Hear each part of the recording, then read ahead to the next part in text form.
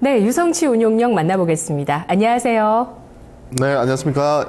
네, 운용령님, 지금 저성장 시대라고는 하지만 또 하나의 큰 시대의 변화를 앞두고 있는 상황이잖아요. 네. 네, 다양한 분야에서. 네. 그래서 진짜 또 그게 다 새로운 분야이기 때문에 정말 매일 공부를 해도 매일매일 24시간 부족할 것 같아요.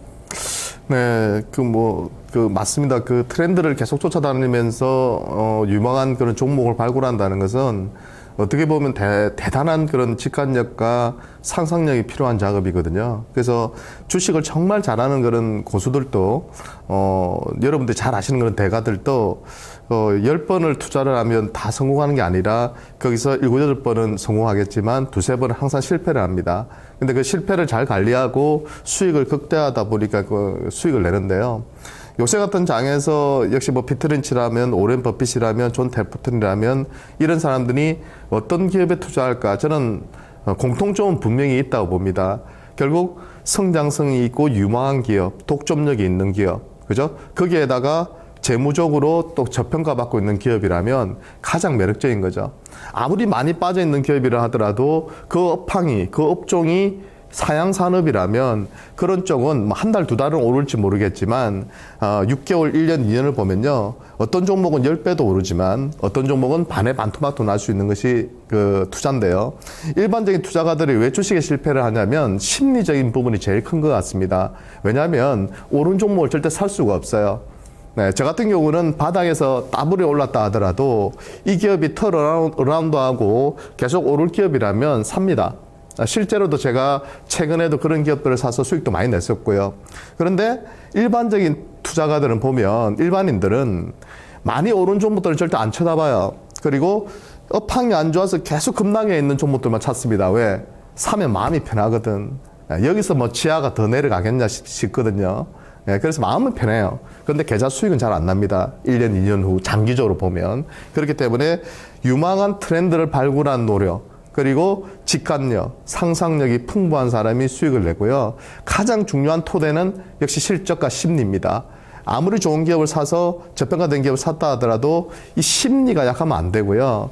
좋은 기업을 선택하고 그 기업을 가져갈 수 있는 것이 정말 좋은 심리지, 나쁜 기업을 선택해서 고집 부리는 것은 그거는 좋은 투자가 아니겠죠. 그래서 절대로 원칙은 지키되 고집은 부리지 말자, 이렇게 말씀드리면서 최근에 제가 발품을 파는 산업에 대해서 제가 말씀을 드리고 있는데요. 사물 인터넷 쪽에 대해서 오늘은 좀 더 구체적으로 또 한번 살펴보려고 합니다.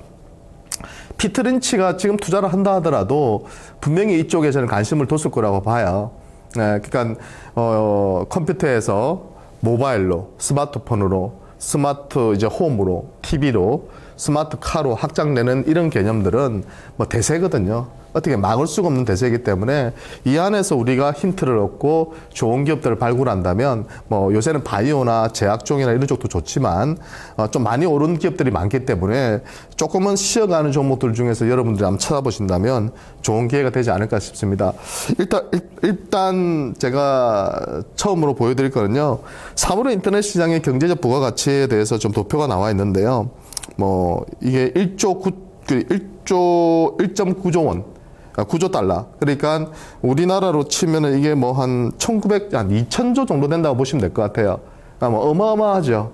예. 이 사물 인터넷으로 파생되는 경제적인 부가가치가 2,000조에 육박할 것이다. 그러니까 인터넷이 컴퓨터에 머물러 있는 것이 아니라 이것이 이제는 스마트폰으로. 그래서 이 모바일 쪽에서 그동안 콘텐츠 기업이나 플랫폼 기업들이 대박이 났었고요. 이것이 좀 더 확장돼서 이제는 스마트 TV로, 스마트 카로 이제 또 확장되는 그런 단계에 와 있는 것이죠. 그래서 그 부가가치는 뭐 어마어마하고요. 2020년도까지만 해도 지금 시점 대비해서는 거의 한 5배 가까이 늘어나는 그런 추세라고 보시면 되겠습니다. 국내 시장, 세계 시장의 그 사물 인터넷 시장 전망을 보더라도요. 우리나라는 아무래도 뭐 규모가 지금 현재로서는 좀 작습니다. 그죠? 뭐 2012년도에는 보면은 뭐 60억대, 2013년도에는 한 80억대, 그죠? 2014년 들어서 이제 100억대 넘어서고 있는데요. 아마 이것이 계속 고속 성장할 겁니다. 그래서 지금 뭐 삼성전자 같은 경우는 2017년도까지 절반 가까이는 사물 인터넷을 적용하겠다. 인터넷이 되게, 인공지능이 되게 만들겠다고 했고요. 2020년까지는 전 가전제품 쪽에 그것을 적용하겠다고 했거든요. 삼성전자는 사물 인터넷 쪽으로 사활을 걸 수밖에 없습니다. 그랬을 때 파생되어 나오는 수혜주들이 있거든요. 그런 기업에 대해서 오늘은 좀 구체적으로 살펴보려고 합니다. 세계 시장은 폭발적인 성장이 계속 이어지고 있고요. 올해는 한 40조 원 규모의 그런 시장이 형성될 걸로 보입니다. 근데 솔직히 따져보면요. 이게 적용되는 분야가 너무 많기 때문에 저 정도 수준이 아니라 정말 제가 볼 때는 수백조 이상의 그런 시장이 있다고 보시면 될 것 같습니다. 앞으로 아마 엄청난 시장이 열릴 걸로 판단되고요. 좀 그러니까 이렇게 추상적으로 말씀을 드리니까 여러분들이 사물 인터넷이라는 것이 어떤 느낌인지 잘 모르실 것 같아서요. 제가 조금 세부적으로 그 구분을 해서 좀 말씀을 좀 드리려고 도표를 또 하나 가져 나와 봤습니다. 글로벌 및 국내 사물 인터넷 시장 현황 및 전망해서요. 제품 기기, 디바이스, 그 네트워크, 그다음에 솔루션, 그다음에 서비스, 그죠? 애플리케이션 서비스 이런 쪽으로 제가 구분을 해놨는데요. 이제 사물 인터넷이 이제 적용되려면 기기가 있어야 되겠죠. 그 디바이스가 있어야 될 거 아니에요. 예를 들면 그게 스마트폰이 됐던 아니면 냉장고가 됐던 자동차가 됐던 TV가 됐던 그 디바이스 기기가 있어야 되고요. 그 기기에서 또 중요한 게 뭐냐면 그 안에 들어가는 그죠? 칩셋, 모듈, 단말기. 근데 잘 보시면 단말기 시장이 2013년도 대비해서 2022년 정도 되면요. 엄청나게 폭발적인 성장을 하는 것을 볼 수가 있고요. 그 외에 모듈 시장도 상당히 크게 시장이 늘어나는 것을 우리가 볼 수가 있습니다. 그래서 여기에 관련되어 있는 기업들 조금 더 세부적으로 말씀드리면 센싱 기업들, 그죠? 센스를 만드는 기업들, 여러 가지 사물 인터넷 분야가 있는데 거기에서 제가 볼 때는 스타트업 기업들 중에서 정말 많은 기업들이 아마 대박이 날 거예요. 제가 지난주에 그 설명을 드릴 때 구글이 그죠? 네스트라는 회사를 샀는데요. 3조 원을 지불했다고 했죠. 3년밖에 안 된 회사를. 매출도 별로 안 일어나요. 하지만 그 기술력 하나 보고 정말 좋은 기술을 가지고 있다 판단해서 홈 네트워크를, 그죠? 스마트 홈 시스템을 가지고 있는 그 회사를 3조 원이나 주고 샀거든요. 3조 원이면 우리나라의 웬만한 대형주 시가총액이에요. 그만큼 비싼 돈을 주고 샀기 때문에 우후죽순격으로 아마 엄청나게 많은 그런 벤처 기업들이 이제 일어날 겁니다. 그 안에서 대박을 치는 기업들이 나올 것이고요. 대형 회사 중에서도 플랫폼을 장악하는 회사가 시장을 제압할 수 있기 때문에 그런 회사들, 가능성이 높은 회사들이 분명히 밀어붙일 것이고요. 밀어붙이는 과정에서 사물 인터넷 매출이 급증할 것이고 그 과정에서 수혜를 주변 업체들, 납품하는 업체들이 받을 수 있다. 이렇게 말씀을 드릴 수 있겠습니다. 그리고 또 한 가지, 사물 인터넷이 확장되면 예를 들면 쉽게 말씀드려서 자동차 쪽에 이제 다 적용이 될 거예요. 우리가 지금 들고 다니는 이런 스마트 패드가 이제는 자동차에 다 장착이 된다 보시면 돼요. 구글의 안드로이드, 그죠? 또는 아이폰의 iOS, 그죠? 삼성전자가 할 수 있을는지는 모르겠지만, 그죠? 추가적으로 타이젠이나 이런 것들을 들고 들어갈 수 있는지는 우리가 판단해 봐야 되겠지만, 여하튼 그런 쪽에서 이것들이 설치가 되기 시작하면 어떤 상황이 펼쳐질까요? 달리면서 인터넷을 한다고 생각해 보세요. 여러분들이 이 스마트 패드나 태블릿 PC나 또는 스마트폰을 들고 KTX 안에서 여러분들이 인터넷을 하면 어떻습니까? 그죠? 후달걸리죠? 접속이 약간 안정성이 약간 떨어질 때가 많아요. 가만히 있을 때보다는. 그렇기 때문에 네트워크가 쉽게 말하면 엄청난 네트워크를 깔아놔야 됩니다. 가부화가 걸리기 때문에. 그죠? 데이터가 엄청나게 왔다 갔다 하기 때문에 깔아놔야 되고요. 그러려면 어떻게 되겠어요? 통신 회사들, 통신 장비 회사들, 이런 회사들이 요새 급등하는 이유도 다 그런 연유가 있는 거죠. 사물은 인터넷 쪽에 관심을 두고 집중적으로 투자하는 그런 회사들을 여러분들이 계속 관심을 두셔야 되고요. 그 다음에 제품 기기 제조사, 시스템 통합 사업자, 이런 것들은 일반적인, 예를 들면 삼성전자 같은 기업들, 그죠? 시스템 통합 사업자라고 하면 삼성 SDS라든지, 좀 더 확장해서 보면 플랫폼을 만들 수 있는 회사가 SK텔레콤, 그죠? 그리고 그 다음에, 네이버, 이런 기업들도 같이, 연관이 될 수 있겠습니다. 그리고, 애플리케이션이나 이 서비스 부분은 너무 많아요. 이게 자동차, 냉장고, 가전, 난방기, 이게 너무 많기 때문에 거기에서 어떤 기업이 스타주로 부각될지는 우리가 좀 봐야 돼요. 최근에는 보시면 뭐 코콤이라든지 그죠? 뭐 엔텔스라든지 SNS라든지 이런 기업들이 각자의 분야에서 급등을 하고 있는데요. 이런 기업들이 문제가 되는 게 있죠. 뭡니까? 실적 대비해서 그렇다면 실제로 이 기업이 적정한 평가를 받고 있느냐? 미래의 성장성은 워낙 높다 보니까 이 기업들이 지금 보통 보면 한 좀 적게 받더라도 25 이상 펄을 받고 있거든요. 많이 받는 애들은 한 40까지 받는 기업들도 있고요. 근데 적자나는 기업 쳐다보지도 마시고 흑자 규모가 미비한데 한 50배 이상 평가받는 기업들은요, 절대적으로 위험하니까 그런 기업은 제외하고, 예를 들면 그나마 실적이 좀 나오는 코콤이라든지, 그죠? 엔텔스라든지, 이런 기업들을 보면은 그나마 한 25에서 30 정도에서 왔다 갔다 하거든요. 네, 이것이 적정한지에 대한 평가가 되게 중요하거든요. 네, 왜? 잘못 들어갔다가는 거의 또 갑자기 막 20% 30% 빼버리기 때문에 조심을 해야 된다는 거죠. 네, 그러면 대안이 되는 기업들도 분명히 있을 거란 말이에요. 왜? 미래를 보고 들어가기에는 단기 급등폭이 따블이 났기 때문에 부담스럽다. 그러면 대안이 될 수 있는 그런 기업들을 찾아내고, 그런 코콤보다는 엔텔스보다는 훨씬 싼 기업들을 찾아내는 노력이 필요한 거죠.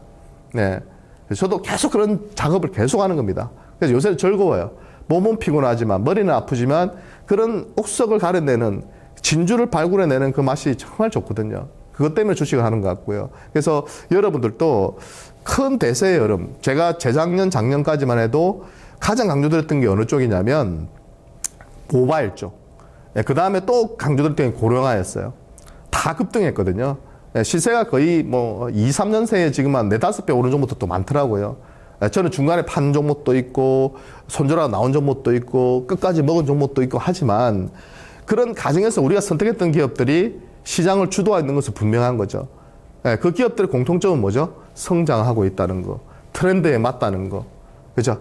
자금이 예전처럼 풍부할 때는 대형주도 올리고 중소형주도 다 올립니다. 근데 요새 장은 어때요? 자금이 제한적이다 보니까, 신흥국에서 우리나라만 외국인들이 팔다 보니까 그 제한된 자금에서 자꾸 대형주를 빼고 개별 우량주들이 오히려 주도하고 있죠. 하지만 대형주 쪽도 가는 종목은 가요. 하지만 100개가 있다면 20개만 가다 보니까 80개를 보유한 사람들이 지쳐버리는 거죠. 그러니까 자꾸 투기적으로 개별 종목, 돈이 막 매덕, 뭐 10억, 20억 하시는 분들도 자꾸 개별 종목을 손대다가 크게 낭패를 보는 경우도 많죠. 자, 그렇다면 말씀드릴 수 있는 건 뭐냐? 당분간은 저는 이런 트렌드주들이 시장을 주도한다고 봐요. 외국인들이 적극적으로 들어오지 않는 한. 하지만 외국인들이 어느 시점에서 대형주에 적극적으로 매수에 들어오기 시작하면요, 저는 대형주장 또 한 번은 펼쳐진다 봅니다. 왜? 시장은 원래 그래요. 예, 한없이 개별주만 가고 한없이 대형주가 재미없는 장은 없거든요. 어느 시점에서는요, 결국 기간이 돌아오는 시점에서 아마 외국인들의 매수 탄력이 떨어지더라도 기간이 다 해먹고, 그죠? 수익을 어느 정도 내고 개인들한테 넘기고 나면 그때부터 아마 본격적으로 들어올 거라고 판단을 하고 있습니다. 자, 조금 좀 그죠? 3,000% 빠졌는데요. 다시 돌아와서, 자, 그렇다면 사물 인터넷의 수혜주는 어떤 기업들 있을까? 제일 핵심적인 것은 플랫폼이에요. 스마트폰을 지배한 회사가 누구죠? 네, 애플입니다. 네, 지금도 대박이 나고 있고요. 네, 시가총액이 뭐 어마어마하죠. 뭐 삼성전자하고는 이제는 뭐 예전에는 뭐 경쟁업체였는데 지금은 시가총액이 한 4배 이상 차이 나버리니까 이제는 뭐 경쟁업체라 보기도 힘듭니다.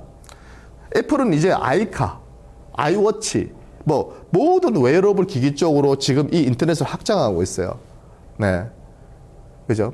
구글, 안드로이드, 그죠? 이 두 회사의 시가총액이 아마 최근 몇 년간 대형주 중에서는 가장 극적이었을 거예요. 아마존과 같이 이런 기업들, 그죠? 이런 기업들이 지금 시세를 완전히 주도하고 있고 우리나라 기업들도 따라갔었고요. 그리고 미국에서 바이오 관련주들 급등하면서 우리나라 기업들도 따라갔죠. 고령화는 글로벌적인 이슈니까.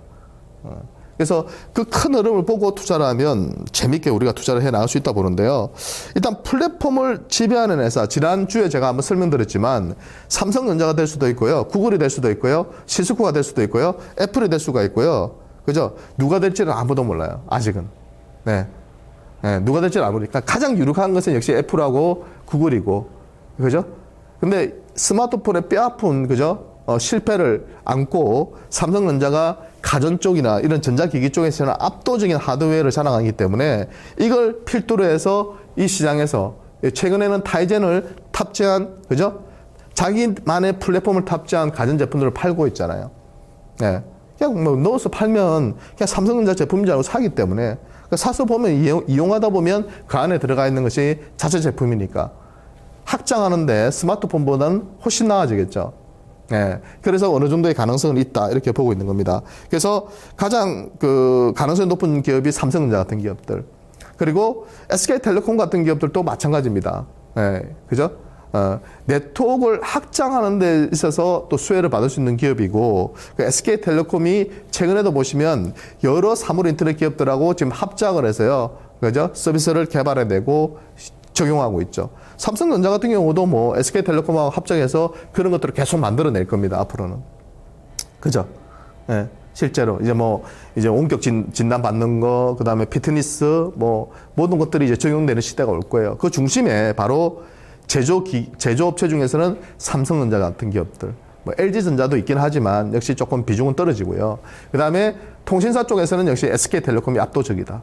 예, 그다음에 조금은 틈새 시장을 노리고 있는 LGU 플러스 같은 기업들하고 그리고 이런 과정에서 결국 데이터를 저장하고 그 핵심 데이터, 빅데이터를 가지고 정보를 추출해내고 그 추출해낸 거 가지고 광고를 때리고 그 클라우드의 성격과 저장을 해놓고 그걸 빅데이터를 활용해서 그저 적용할 때 역시 삼성전자의 파트너로서 삼성 SDS라는 기업을 또 빼놓을 수가 없죠. 네, 그렇기 때문에 이런 기업들을 같이 한번 엮어서 보신다면 여러분들이 사물 인터넷을 좀 이해하는 데 좀 더 도움이 되지 않으실까 하는 생각이 듭니다. 또 사물 인터넷의 또 핵심적인 수혜주는 역시 센싱과 반도체입니다. 좀 더 구체적으로 말씀드리면 센스를 만드는 회사하고 반도체 중에서도 시스템 반도체를 만드는 회사가 맞아요. 시스템 반도체라는 게 뭐예요? 시스템을 돌리는, 작동시키는 반도체예요. 그러니까 여러 가지 그 사물 인터넷의 영역이 있고요. 분야가 있고 제품이 있을 거예요. 예. 예전에는 삼성전자가 반도체를 그냥 찍어내서 그냥 공급만 하면 되는 거였지만 지금은 너무나도 다양한 다품종 시대가 오고 있기 때문에 그 안에서 어떻게 해야 됩니까? 다품종을 하려면 다 그 일일이 그 시스템 반도체를 설계를 해서 집어넣어줘야 돼요. 각각 다른. 그렇기 때문에 이 시스템 반도체 시장이 더 클 수밖에 없고요. 물론 일부 제가 볼 때는 메모리 쪽이나 특히 그 서버 D램 쪽에서 수요가 급증할 수 있는 부분이 있어요. 거기에서 조금 더 또 빠져나와서 보면은 좀 더 확장해 보면 PCB 업체들 같은 기업들도 괜찮고, 그죠? 조금 이렇게 싹 보면요. 그런 기업들이 많이 나오거든요. 근데 좀 대형주 쪽에서 보면은 우리나라 제도도 이렇게 연구를 해보니까요. 실제로 요 센싱 쪽이나 사물 인터넷 쪽에서 지금 가장 적극적인 기업이 뭐냐고 보니까 삼성전기예요. 네. 대형주 중에서는. 네. 삼성전기가 왜냐하면 아시다시피 전자가격 표시기 시장도 2009년도에 진입을 해서 실제로 매출이 지금 급성장하고 있고요. 예. 거기에 또 최근에 또 보면은 센스 관련, 그러니까 여러 가지 다품종의 센스를 여러 가지를 지금 만들어내고 있고 실제로 공급을 하고 있고 기술력 측면에서는 삼성전기가 제가 볼 때는 가장 앞서 있는 걸로 보이고요. 아마 삼성전자의 또 수혜를 받을 수 있는 그런 게 판단되고 파트너는 또 센스를 만드는 회사죠. 그런데 비중은 아직은 좀 적어요. 그렇기 때문에 역시 삼성전기만큼의 그런 적용을 지금 하고 있다고 보기는 좀 힘든 것 같고요. 그 다음에 이제 SK 하이닉스 같은 기업들. 하이닉스 같은 경우도 상당히 많이 실렸죠.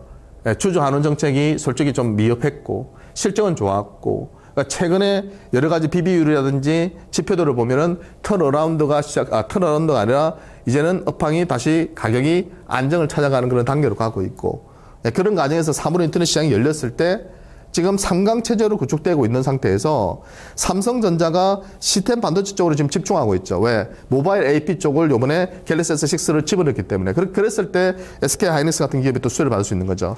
심태 같은 기업은 역시 예전부터 제가 추천드렸던 기업인데 최근에도 12,000원을 돌파하는 기업을 토해주고 있습니다.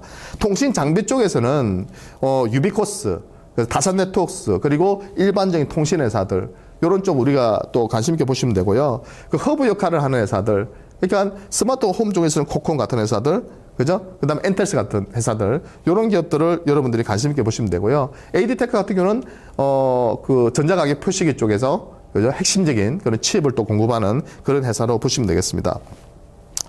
자, 그러면, 마지막으로, 마무리를 하도록 하겠습니다.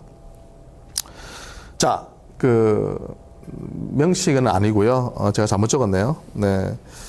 이것은 그 알렉산더 엘드의 책에서 나오는 한 구절입니다. 자, 합리적인 매매를 돈보다 트레이딩의 질이 우선이다. 성공한 트레이드의 목표는 최상의 트레이딩하는 것이다. 트레이딩의 품격을 높이는 데 주력하라. 즉 합리적인 매매 기회를 찾고 자신을 통제할 수 있는 자금 관리 계획을 보유하라. 그죠? 제일 마지막 문구가 정말 좋은 것 같아요. 자신을 통제할 수 있는 자금 관리 계획을 보유하라. 그리고 또 말씀드리고 싶은 것은 뭐냐? 제일 투자를 못 하시는 분들이 뭐냐면 자기가 그 트레이딩을 함에 있어서 제가 질이 우선이라고 했잖아요. 수익을 내는데요. 예를 들어서 내가 뭐 100원짜리 종목에 몰빵해서 수익을 냈다. 예. 또는 뭐 500원짜리 종목에 몰빵해서 수익을 냈다. 또는 내가 테마 중에 재수가 좋아가지고 내가 20% 30% 수익을 냈다. 또는 50% 손실 난 상태에서 내가 20% 30% 수익 냈다고, 그죠? 행복해하고 내가 돈 벌었다 생각하고. 왜? 전체 계좌는 여전히 20, 30% 깨져 있는데요. 제가 말씀드리고 싶은 요지는 뭐냐? 트레이딩을 함에 있어서 사람이 매매하다 보면요 수익 날 때가 있습니다. 하지만 그 수익이 그런 식의 매매는 절대로 연속적이지 않다. 결국은 제가 아까 말씀드렸듯이 합리적인 판단을 해서 자신을 통제할 수 있는 자금 관리 계획을 보유하고 투자를 해야지만이 연속적인 수익을 꾸준히 낼 수 있다. 이렇게 말씀드리면서 오늘 시간 마무리하도록 하겠습니다. 금요일날 뵙겠습니다. 감사합니다. 네, 레전드에게 듣는다. 합리적인 매매, 품격 있는 매매 기회를 찾아라 라는 얘기로 남겨주셨는데요. 어제도 다른 명준호 운용력이 투기와 투자에 대해서 이야기를 해주셨죠. 오늘도 여러 가지 주제 다뤄봤습니다. 메탈 케이스에 들어가는 방열 시트, 또 중국의 1대1로 정책에서 수요가 발생하고 있는 시멘트, 그리고 헬스케어 쪽, 또 셀트리온의 일정이 3월에 있습니다. 미국 쪽의 그 허가에 관한 간담회 형식이었던 회의, 그 일정도 좀 있었고요. 레전드에게 듣는다, 사물 인터넷까지 알아봤습니다. 내일 뵙겠습니다. 고맙습니다.